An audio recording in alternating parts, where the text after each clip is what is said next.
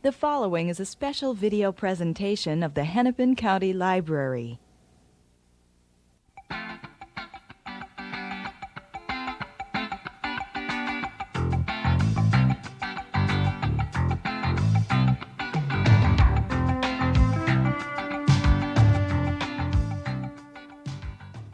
Hello, my name is Lucia Wilkes, and I am co-director of Women Against Military Madness. Today, the guest here in the studio is Martin A. Lee, who is the co-author of a guide to detecting bias in news media called Unreliable Sources. Welcome, Martin. Pleasure to be here. I'm glad to meet you, and I'm very curious about unreliable sources. I have read parts of the book and pieces of it and find it very provocative. My first question that comes to mind, because all of us use various forms of media as our sources of information, why are they unreliable sources? What are their sources of information? Well, it's precisely their sources that has a lot to do with why U.S. news media tend to be unreliable in our assessment. U.S. news media, particularly commercial media, rely very heavily on official sources, government sources, whether it's on the federal, state, or local level. Mm-hmm. We cite studies in the book that show that particularly the national news media, the prestige news media, like the New York Times and the Washington Post, which are the two most influential newspapers in the United States, studies show that 78% of the articles in those newspapers rely primarily on government sources, on official sources. And obviously if you do that, and I should point out oftentimes to the exclusion of non-governmental independent policy critics, which in our opinion you need to include in articles to have it be a balanced, fair, objective report. And as a result of that reliance on official sources, you get transmitted or conveyed by the U.S. news media really what government officials want you to hear. Now, we have plenty of evidence throughout our recent history that government officials, oftentimes their statements are very self-serving. And to put it bluntly, they lie. We've seen that happen. Oftentimes it's gotten the United States into some very dangerous and unfortunate situations, such as the Vietnam War, where the Gulf of Tonkin incident turned out to have been a fabricated incident. That was the incident that supposedly occurred in 1964, which never really happened. And yet it was the incident cited to get the United States heavily involved in the Vietnam War. And it was only many years later, when the Pentagon Papers came out, was that revealed to the American public. So we think that it's important to be skeptical, and to, particularly when government officials are talking about U.S. policy and what might be self-serving for their own interests. So, if we must be skeptical, of the commercial media, can we trust the public radio and public television, especially public radio news reports? Well, do you think they're more balanced? One would hope so. That was the original mandate of public broadcasting, is that there should be more diversity, and it should reflect a diversity of interests in the United States and the public as a whole. But what we found from our research, and what we found also from our studies at FAIR, the media watch group that I work with, was that there wasn't a whole lot of difference in terms of the sources cited, whether it was by MacNeil-Lehrer NewsHour, which is the prestige news show for public broadcasting, or Nightline from ABC News. Nightline is considered the preeminent news show in terms of the public affairs discussions. Yet when we looked at their expert guests that they brought on to make commentary about public events, whether it was foreign policy issues or domestic issues, what FAIR found was that the guests that were brought on were mainly male, almost 90% male, 90% white. And again, what you found, very few representatives were of public interest groups, peace groups, environmental groups, labor organizations, civil rights groups.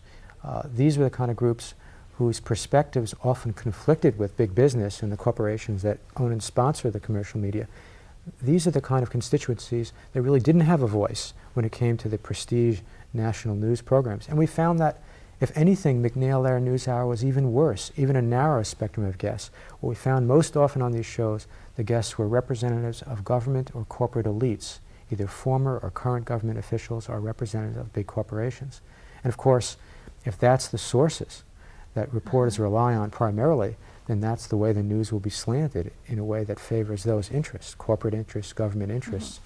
And what we feel is very important, again, that you have those non-governmental independent policy critics on as well to give you the third or fourth point of view. But certainly you need those points of view representative. Otherwise, you have a very imbalanced news report. And indeed, the spectrum was very, very narrow. We found on Nightline, Henry Kissinger and Alexander Haig were the most prominent guests in the 40-month period studied, which we discussed this in the book on reliable sources. And MacNeil-Lehrer was really just as bad. I'll give one specific example. During the 6-month period when we studied the MacNeil-Lehrer NewsHour, it was during the period when the Exxon Valdez spill occurred in Alaska in 1989. And they did 7 programs on that terrible oil spill. And not a single representative from an environmental group was included on these programs to discuss this oil spill. Only representatives from the U.S. government or from big corporations, mainly from Exxon. Now, how one can do a story about the environment, particularly on such a catastrophe, with not including the perspectives, the commentary, the insights of a representative from an environmental group, Seems outrageous. It really makes for a bad reporting, is what it comes down to. And it is a very narrow piece of a broad spectrum that does exist. Why? People, when representatives of WHAM speak and raise questions about policy decisions or presentation by media, people in public, just regular people ask, why would a corporation or why would the government, why would MacNeil-Lehrer do they try to keep that focus so narrow, taking that one chunk out of the spectrum? Is it a plot, or aren't they aware of environmental groups? Don't they have access to the broader spectrum themselves? Well, it's a key question, and we ask the question in the book, and I think there's a lot of factors that play into it. Part of it is that laziness on the part of journalists. They go to the same sources over and over again, those with which they are familiar, with which they are comfortable, with which they know will give a certain kind of answer to certain questions. And some journalists, when they seek comments from outside experts, really are just looking for a particular thing they already have in mind. And journalists admit this, it's a common thing. It's called the Rolodex syndrome. Who happens to be on the Rolodex at MacNeil-Lehrer or at Nightline? Or, we can talk about NPR as well. NPR, National Public Radio, which again is supposed to represent an alternative, we found much the same pattern. Official sources predominate, oftentimes again to the exclusion of the critical sources who aren't from the government. And we found in terms of foreign policy with National Public Radio, oftentimes they would have a reporter from the New York Times or Washington Post giving the NPR commentary from an overseas capital. Certainly that's not an alternative at all. No. Now, of course, there's exceptions. There was some excellent reporting that NPR did on Panama invasion when John Dingus was doing that reporting, but he doesn't work for the New York Times or the Washington Post at this point.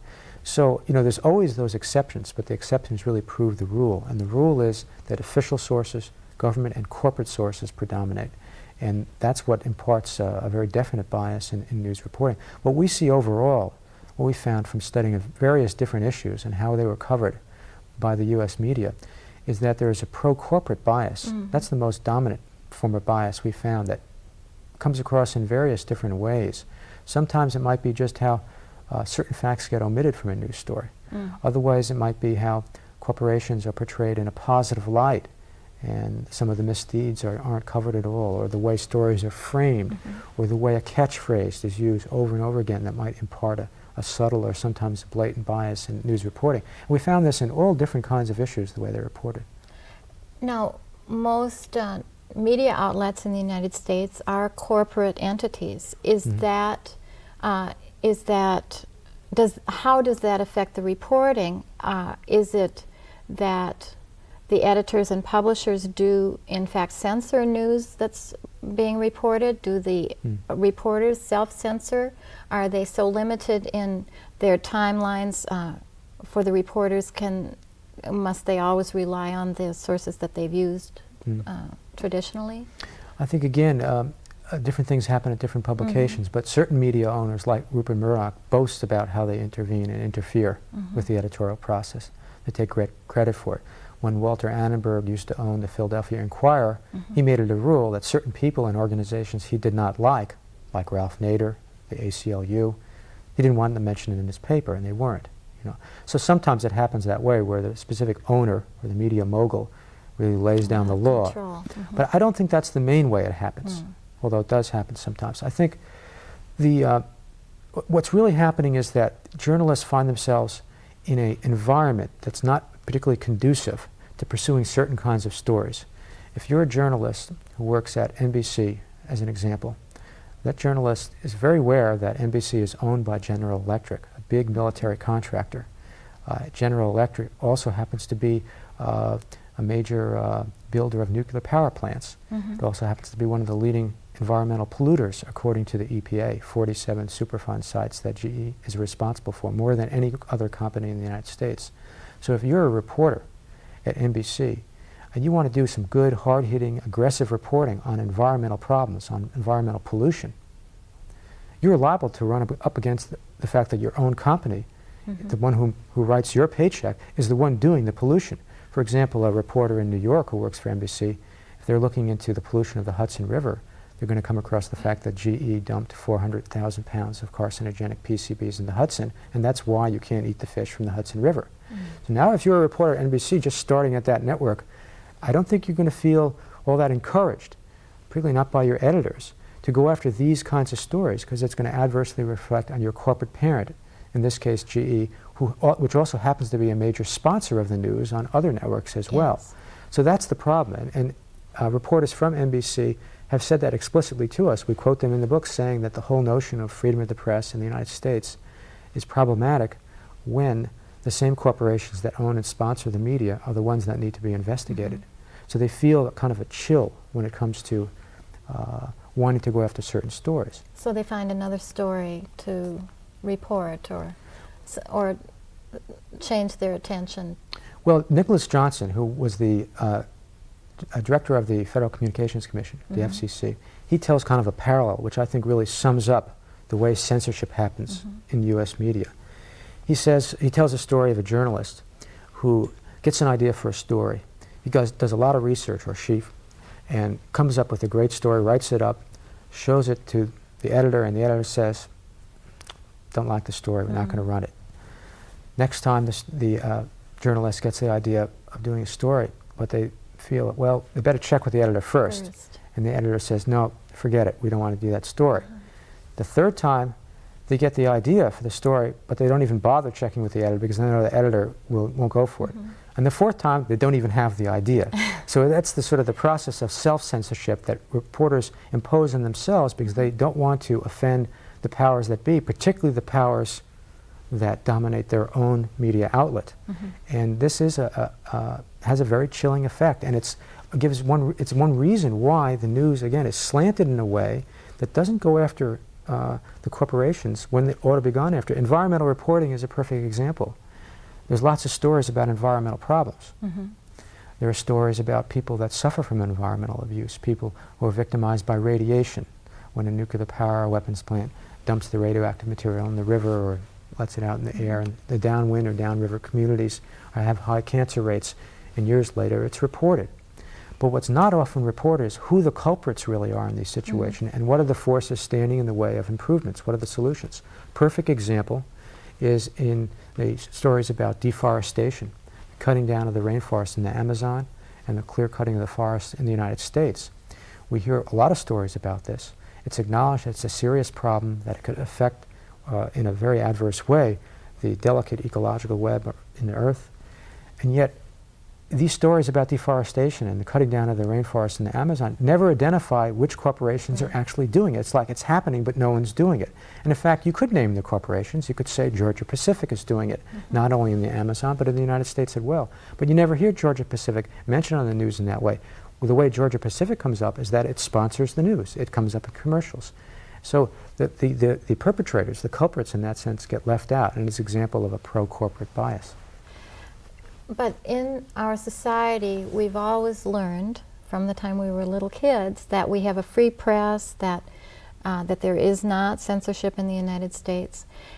We, I think, are all aware of alternative media, small press or cable outlets that maybe we don't make use of because we think of them as biased. You know, that maybe there's some left-wing or right-wing press, but if we want real objective news, people often go to what they think of as mainstream sources. Well, when you What think are the about biases? But what you're saying is that those mainstream sources, or the honorable, recognized, they're biased through and through, the Right, mainstream sources. Again, they're biased because of the corporate ownership. I mean, the notion of a free press now, a commercially owned press is not free from the constraints imposed by the corporation that owns it and the corporation that sponsors it, because that's where the press gets most of its money from. Television is almost 100%, the source of revenue, almost 100% Yes. comes from advertisements, commercials. So clearly, those that fund the television, commercial television, are going to have some influence on what happens, and it's the big corporations that are primary sponsors. As for the alternative media, well, oftentimes alternative media, particularly the progressive media, give voice to those groups and individuals in society, which I would say the majority, that don't get their viewpoints across on the commercial media. because there's no access for them. Really, you know, and it's really tends to be the publications that question conventional wisdom. Some would call them left-wing publications, some would call them progressive. I would call them, in fact, mainstream in the real sense, in that I think they speak for the majority of people in the United States. But on television, what do we get in terms of the spectrum? We get commentators like Patrick Buchanan, who are very right-wing. We get people like Michael Kinsley from the New Republic. They square off on CNN Crossfire. And that's about the spectrum. And Kinsley, you know, maybe at best is one step left of center, but he certainly does not represent, quote-unquote, the left in the way that Buchanan represents the right. Buchanan is an advocate for conservative causes. Michael Kinsley is not. And he is one of 4 editors and writers from the New Republic that it gets on television all the time. Now, the New Republic is at best sort of a centrist or a neoconservative, neoliberal publication. Doesn't take real strong positions, usually one way or another, although it did support the Reagan administration's foreign policy almost through and through. And here it's what's called a liberal publication. I don't quite understand the label. But New Republic has about a circulation of about 100,000. And then there are other magazines like The Nation, which is the oldest news weekly in the United States, which has even a larger circulation, or just as large as New Republic, and yet its writers and commentators, who are very articulate, would be very telegenic on television, they never get on.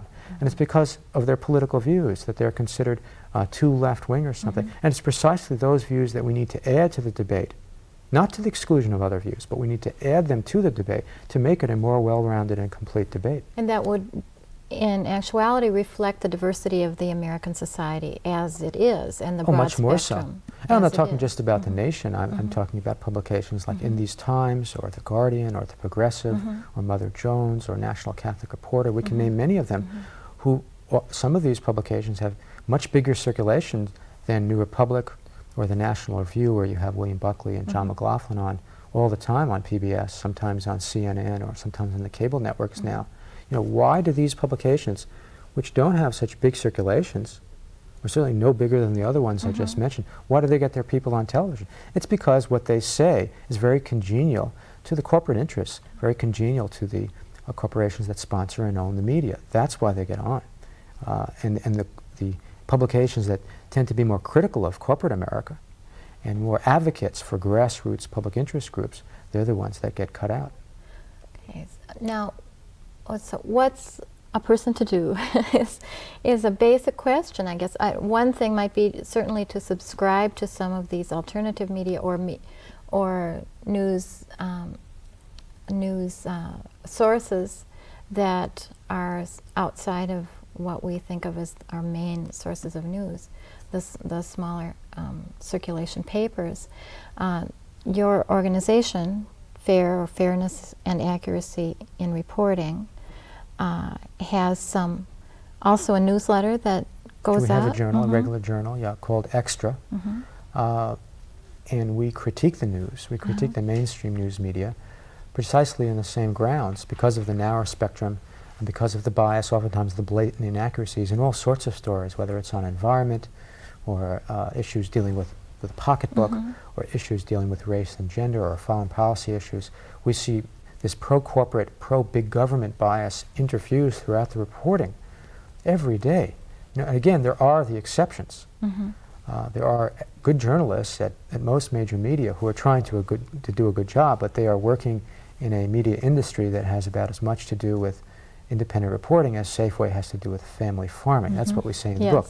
They are working in an environment that's not congenial or conducive or encouraging for good, hard-hitting, independent reporting. There's the old motto that journalism is supposed to afflict the comfortable and comfort the afflicted. And what I see a lot happening now is journalism that afflicts the afflicted and comforts the comfortable. You know, it's just the inversion. But what I think media consumers, and we all are, what we can do, first of all, we can become more critical in the way we view the news, learn to read between the lines of the magazine and newspaper reports, learn to listen and watch television and radio more critically. And it's possible to do that, and that's what we wrote the book for. We give lots of examples and offer a set of tools so that people can learn to do that. There's specific things that one can watch out for and one can learn to do. But beyond that, I think one needs to get out of the mindset of being the passive consumer. I think the media, in a way, encourages us to be passive about everything except for buying things. It almost seems to be its function. It functions in that way. But we can, as much as we can fight City Hall, or at least people think we can, we also can put pressure on media to be more responsible and responsive to the broad spectrum of interests in the society, not just the narrow corporate interests or the wealthy, which tend to dominate the media. There's many things one can do. There's a group in Minneapolis, WHAM, that you work with, has a media committee that does excellent work, that has done studies of certain media outlets and shown, again, through objective analysis of the imbalance toward government officials at the expense of critics and those who might question conventional wisdom. There's also ways to encourage public broadcasting to really live up to its mandate. The problem, over the years, we've seen the corporations that sponsor the media underwrite more and more National Public Radio and public broadcasting system. As a result, our public broadcasting has come to imitate commercial formulas more and more. But there could be something like, for example, a tax on advertisements and commercials. $70 billion a year is spent on advertising and commercials. And if there was a small tax on that, that could be used to fund public television so that we can free it of the undue influence of the corporations. And that would be certainly a step in the right direction.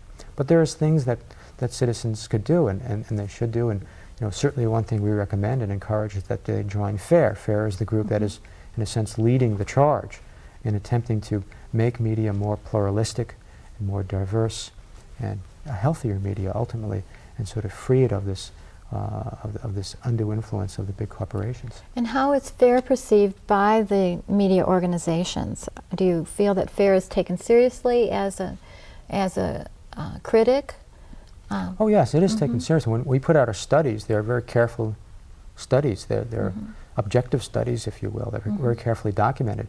The last study we put out, analyzing the guest lists of McNeil, Air NewsHour, and Nightline, was covered in about 250 newspapers in the United States and given very favorable coverage, because there's a lot of journalists out there that appreciate the fact that there's a group acting on their behalf, trying to give support to the independent journalists that are trying to do a good job, because they have tough going in the way the media is structured today. So we get a lot of encouraging words and appreciation expressed from journalists, individual journalists. And because of the arguments we make, because they're well documented, the media owners and executives have taken note as well. So we've been able to get meetings to present our case to Corporation for Public Broadcasting, which oversees PBS and NPR. Yes.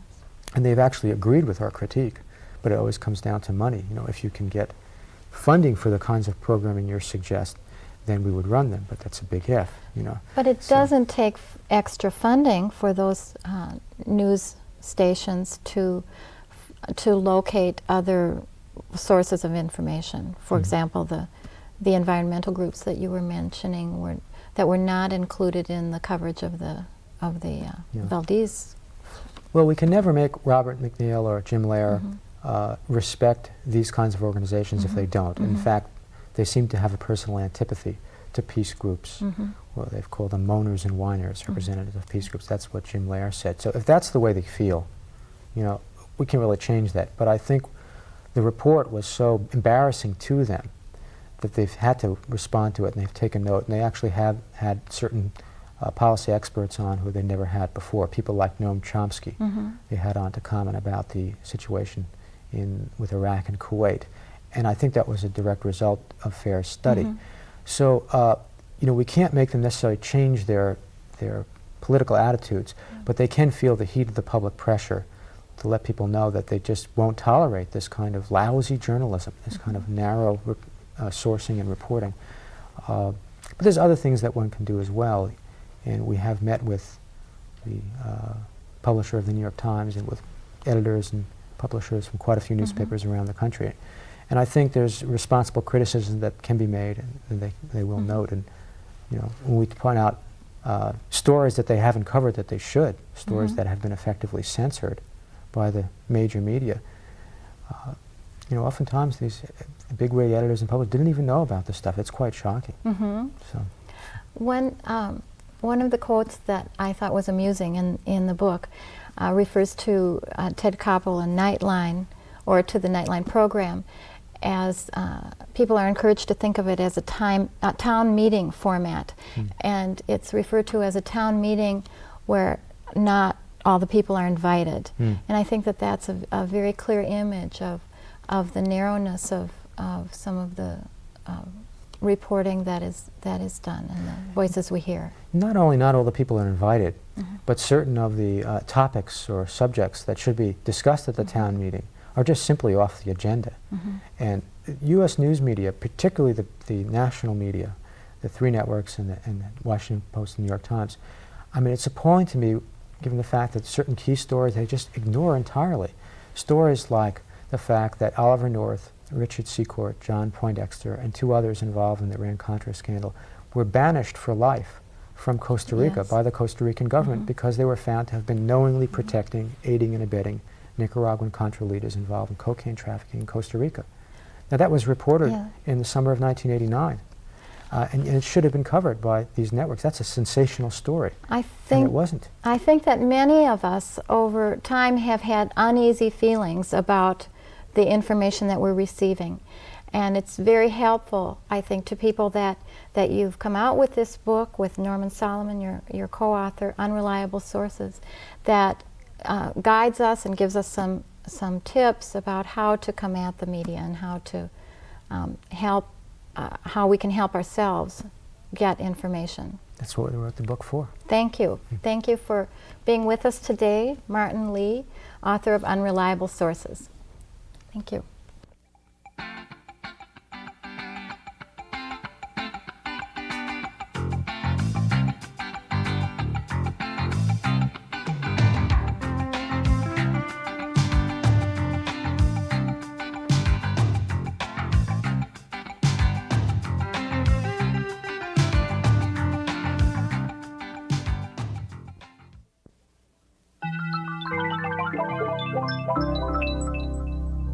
A presentation of the Hennepin County Library.